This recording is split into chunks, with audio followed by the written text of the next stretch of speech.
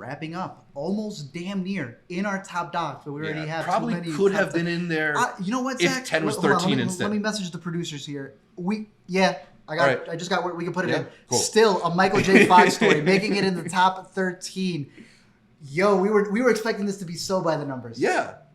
And it was like by the numbers, folded in, and just taking advantage of that. Talk about the editing. Exactly. It's so good. We're always skeptical when you talk about these biodocs. We've already dissed on biodocs in this. Yeah. This is definitely like an elevated, much more clean version of it. The editing, as you mentioned, does this thing where, first of all, it's based on Michael J. Fox's memoirs, right? So you're taking a lot of his own words, interviews with him, and then interpolating it into the story of Michael J. Fox. But then, in order to help sell you on how he feels, they pull from a career lived in TV and film and take clips from, I always mix it up as a Family Ties or, shoot.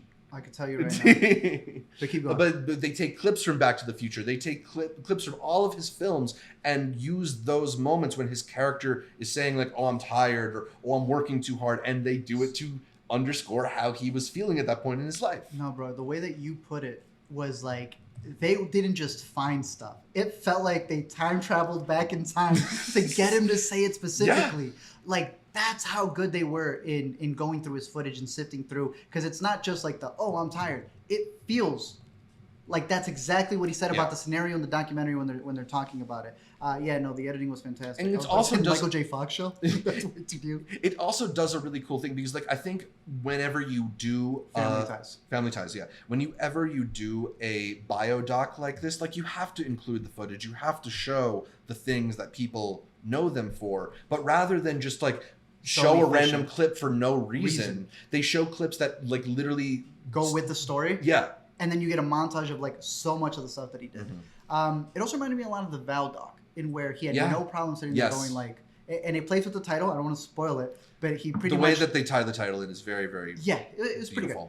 He looks back at his life and he realizes all the stuff that he did wrong as well. And it was also really fun to see him at the premiere for You Hurt My Feelings, which we had mentioned. I know there's videos out there, and we had made a connection about them working together in something. So there was a specific reason why he was there, and it made that moment really special. But it was cool to see that he was going around in the festival. He was there for his premiere. He was there for a lot of the Q&As and press stuff that he was doing. So I'm rooting for this one. It's coming out on Apple TV also, if I'm not mistaken. Yes. It's an Apple TV one at 95 minutes. For a man with this big of a career, they really crunched it. I was very impressed with what they did. I feel like of the personal documentaries we saw like this is the one that maybe has a chance to kind of resonate beyond, and partially because people do really, really love him, but it's also really well executed. It is. Comes from David Guggenheim. He did a little movie called An Inconvenient Truth. Yep. Not exactly a rookie documentary. Superman. Yeah. He is not at all. Worked on Training Day. And it also has a producer of Summer of Soul, Boy State, 1,000 Cuts, Time, Where's My Roy Coyne? We're going to be seeing more of this movie. So still a Michael J. Fox story.